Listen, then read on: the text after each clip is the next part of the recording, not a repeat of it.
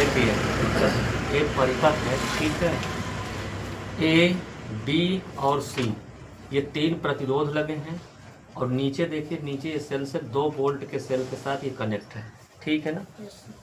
सबसे पहला नंबर सवाल क्या है, ए व सी के मध्य तुल्य प्रतिरोध ज्ञात करना है, ठीक है ना।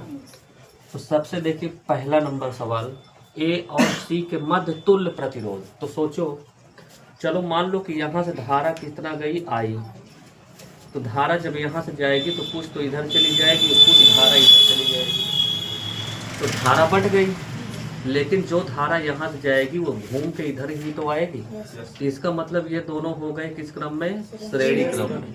मगर धारे को धारा बदली तो समांतर क्रम, और धारा ना बदले तो श्रेणी क्रम। तो इसको मान लेते हैं ये R1 है, इसको मान लो R2 है, इसको मान लेते हैं R3। तो लिखेंगे R1 व R2 ये दोनों किस क्रम में हैं, तो श्रेणी क्रम में है, ठीक है ना। ये तो सबसे पहले हमें लगा देना है R डैश बराबर, ये हो जाएगा R1 और प्लस में R2।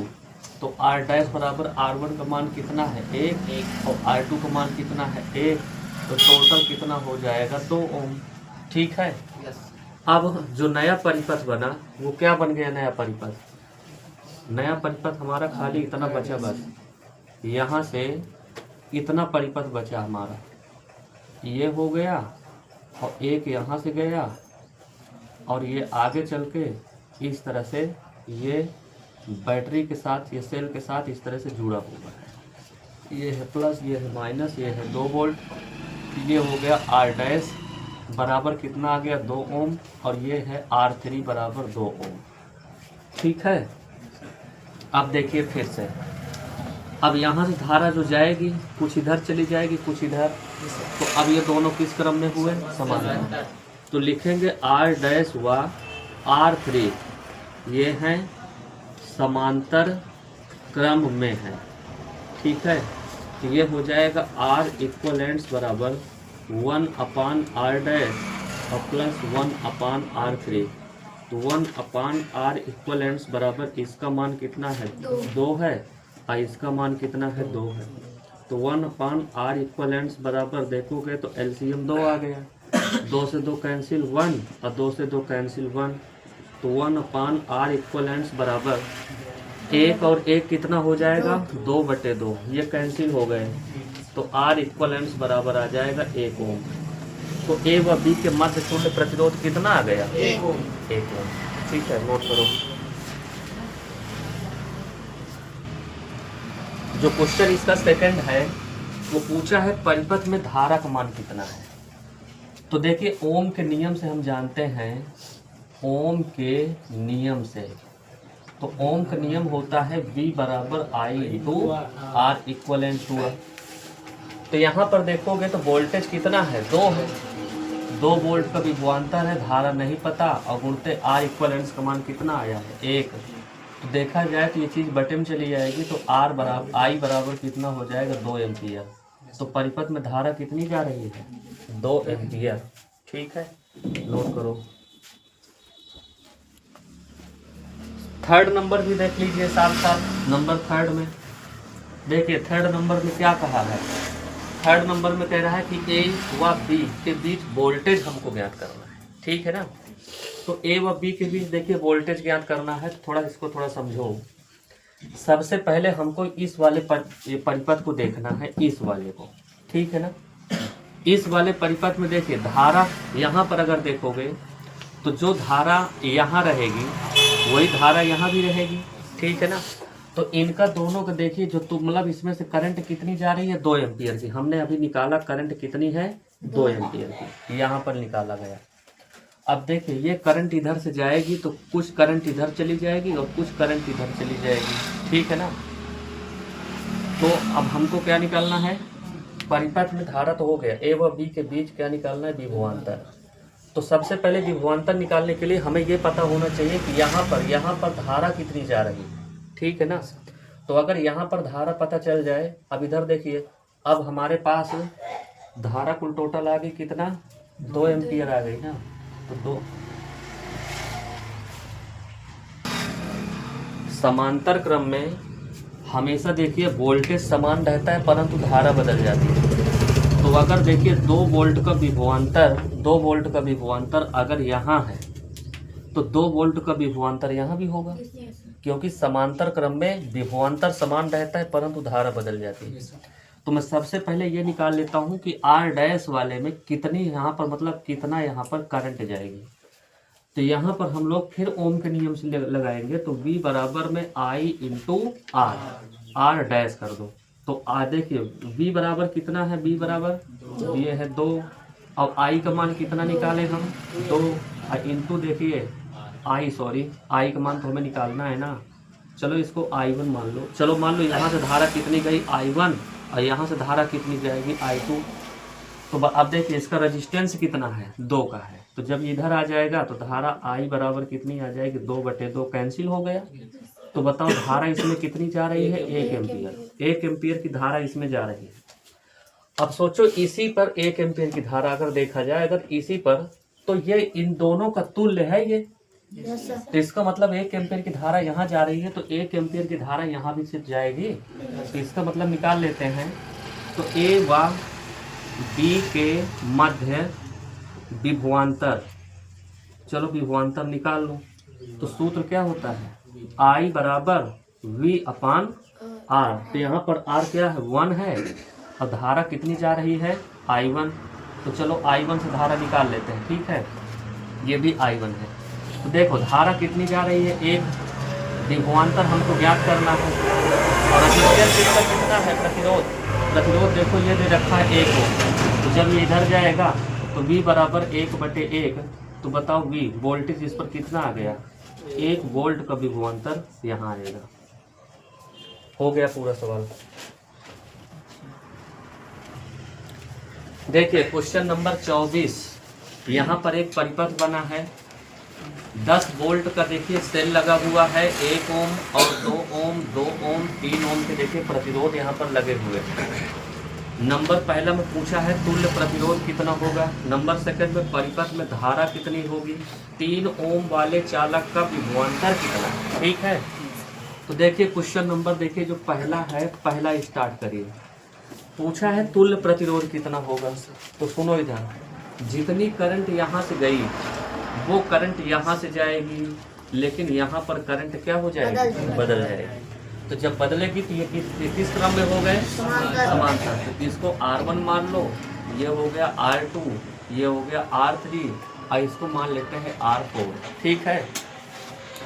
तो लिखेंगे R2 व R3 ये है समांतर क्रम में है। अब सोचो जब ये समांतर क्रम में है तो निकाल लो 1 अपान R डैश बराबर 1 अपान R2 प्लस 1 अपान R3। तो 1 अपान R डैश बराबर इसकी वैल्यू कितना है, 2 है और इसकी वैल्यू कितना है, 2 है। तो 1/R डैश बराबर इनका दोनों का एलसीएम कितना आ जाएगा, 2। 2 से 2 में भाग दो, कितनी बार गया, 1 बार। तो 1 तो पूरा इसके हुआ, इसका इसमें भाग दो, 1 बार गया। तो 1/R डैश बराबर 2/2। जब ये काटेंगे तो R डैश बराबर कितना आ गया, 1 ओम।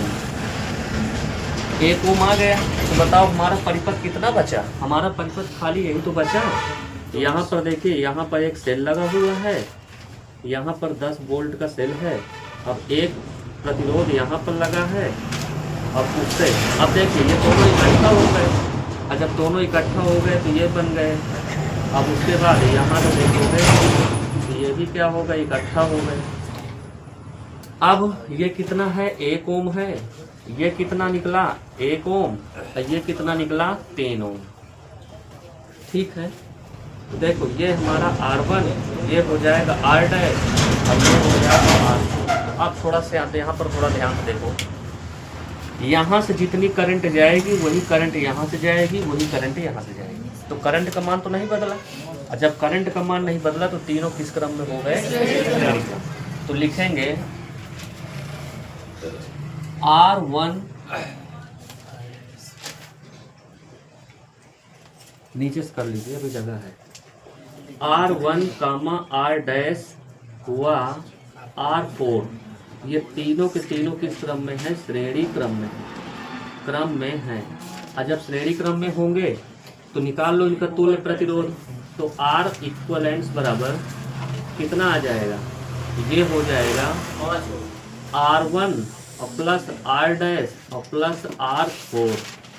तो R इक्वलेंट्स बराबर कितना हो जाएगा? R1 का मान कितना है? 1, इसका मान कितना है? 1 और इसका मान है 3। तो देखिए इसका जो तुल्य प्रतिरोध आ गया वो आ गया 5 ओम।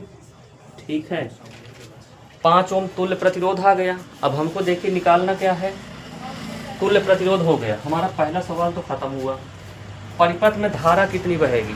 तो नंबर सेकंड में देखिए ओम के नियम से, तो ओम के नियम से तो होता है V बराबर I इंटू R। ये ओम का नियम है।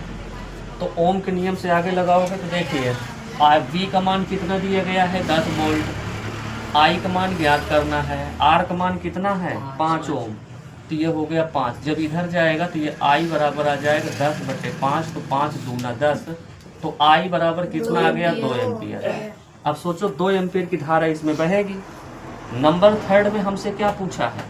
नंबर थर्ड में पूछा है 3 ओम वाले चालक का प्रतिरोध में कितनी धारा, सॉरी क्या पूछा है? कितना विभवांतर होगा? तो देखो 2 एम्पियर की करंट यहाँ से भी जाएगी, यहाँ से भी जाएगी, यहाँ से जाएगी। तो यहाँ पर लिखेंगे विभवांतर। देखिए V बराबर होता है I इंटू R। तो V बराबर देखिए I का मान कितना आया? 2 और R का मान कितना है यहाँ पर? 3। तो 3 दूना कितना हुआ? 6। तो 6 वोल्ट का विभवांतर होगा नंबर थर्ड में। सवाल आपका खत्म।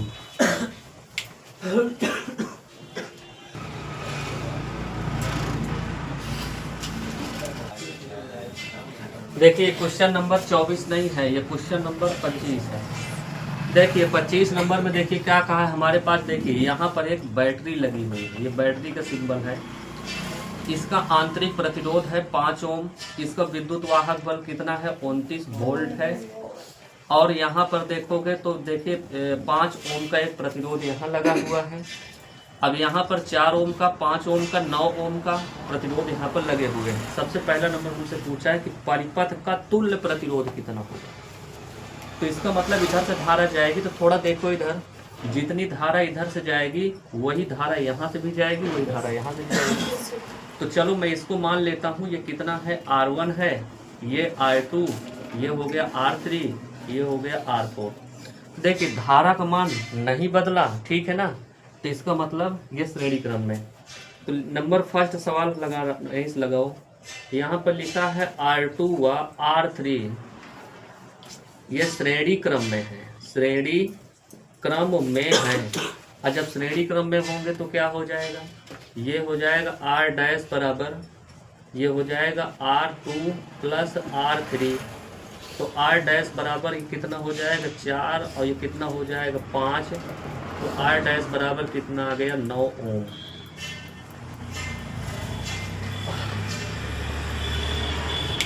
फिर उसके बाद आगे से अब नया जो परिपथ बना वो कितना बन गया? नया वाला परिपथ मैं अगर यहीं अगर बना दूं तो कोई दिक्कत तो है नहीं। तो देखो यहीं से बना दीजिए नया परिपथ, ये नया परिपथ बन गया। तो यहाँ पर देखोगे तो प्रतिरोध यहाँ पर कितना हो गया? ये हो गया 9 ओम। ये है R डैश की वैल्यू। अब जो यहाँ से करंट जाएगी वो इधर से भी चली जाएगी, इधर से भी जाएगी। तो इसका मतलब R डैश और R4 किस क्रम में है? समांतर क्रम में। धारा बदल गई तो समांतर क्रम हुआ।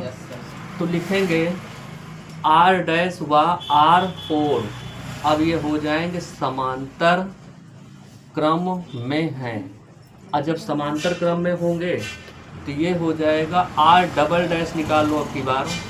1/R डबल डैश बराबर 1/R डैश प्लस 1/R4। तो ये हो जाएगा 1/R डबल डैश बराबर, इसकी वैल्यू कितना है? 9 है और इसकी भी वैल्यू कितना है? 9 है। तो 1/R डबल डैश बराबर ये हो जाएगा 2/9। आप इसको पलट सकते हो तो कितना हो जाएगा? 9/2 ओम। अब देखिए फिर से, अब फिर देखो ये तो पूरा तुल्य हो गया ना। कितना आ गया? 9/2 ओम आ गया। अब जो करंट यहाँ से जाएगी वो घूम करके यहाँ से जाके यहाँ से निकल जाएगी। तो इसका मतलब देखोगे तो कुल कितना हुआ। तो देखो ये 5 का है और ये कितना है R डबल डैश। तो यहाँ पर लिखेंगे R1 व R डबल डैश किस क्रम में है, ये है श्रेणी क्रम में है, ये श्रेणी क्रम में है। और जब श्रेणी क्रम में होंगे तो ये हो जाएगा R ट्रिपल डैश मानो, क्योंकि अभी यहाँ पर देखो आंतरिक प्रतिरोध अभी बचा हुआ है। तो ये बराबर कितना हो जाएगा R1 और प्लस में ये कितना हो जाएगा R डबल डैश। तो R ट्रिपल डैश बराबर R1 का मान कितना है, ये है 5 है ना, ये कितना है 5 और ये है 9/2। तो R ट्रिपल डैश बराबर 5 दूना 10 और 9 कितना हुआ 19/2 ओम। ठीक है, अब इसके आगे जब तुल्य प्रतिरोध निकालेंगे तो तुल्य प्रतिरोध R इक्वलेंट्स बराबर R ट्रिपल डैश और प्लस स्मॉल r, मतलब क्या आंतरिक प्रतिरोध।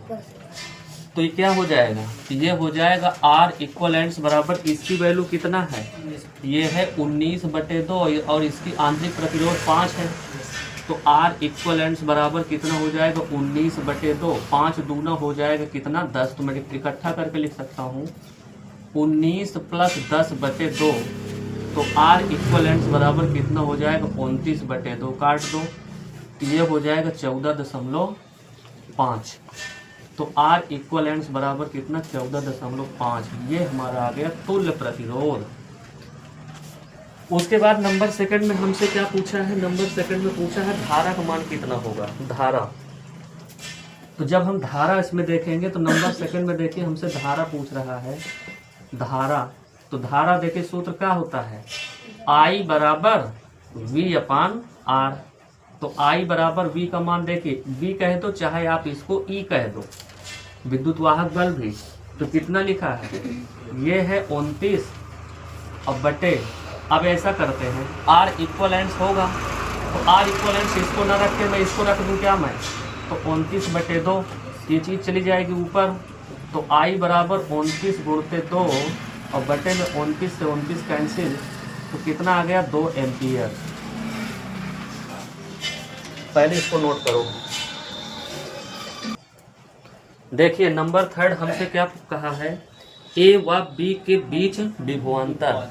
थोड़ा सुन लो इसको, आराम से समझ लो, ठीक है। देखो A व B के बीच विभवांतर कहा है, तो देखो ये इसके साथ श्रेणी क्रम में जुड़ा है।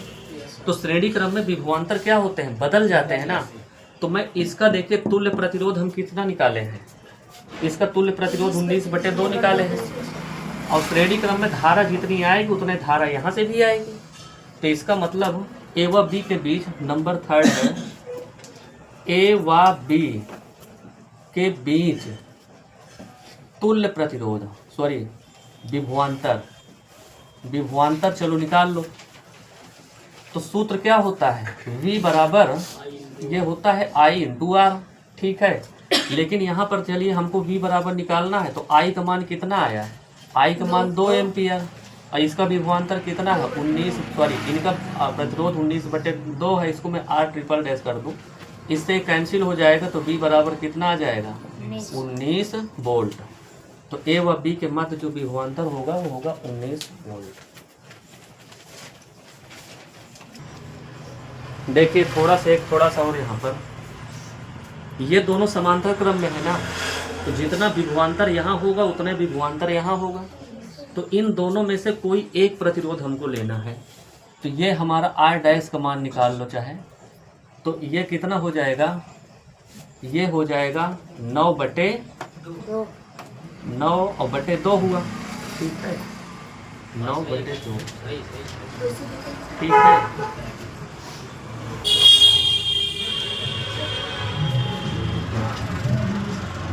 चलो 2 से 2 कैंसिल कर दो, कितना आ गया 9 वोल्ट।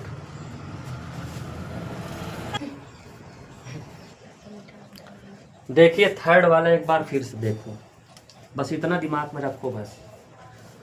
इनका दोनों का जो तुल्य आएगा वो इसके ऊपर लिखा था पहले, वो मिट गया, वो 9/2 आया था। R डबल डैश का मान 9/2 था। तो सोचो जब ये 9/2 है तो जितना देखिए जितनी धारा यहाँ जाएगी उतनी धारा वहाँ से भी तो जाएगी। तो धारा अगर उतना गई तो हमसे ए व बी के बीच विभवांतर हमसे पूछा है। तो सीधा सीधा देखिए इनका दोनों का जो तुल्य रेजिस्टेंस आया था वो कितना आया था 9/2। तो जो 9/2 आया था तो मैं R" की जगह पर 9/2 रख दिया। अब देखो 2 से 2 कैंसिल, 9 बचा। अब ये 9 वोल्ट का विभवांतर इसमें भी होगा और 9 वोल्ट का विभवांतर इसमें भी होगा, लेकिन इसका विभवांतर कुछ और होगा। अब नोट करिए इसको।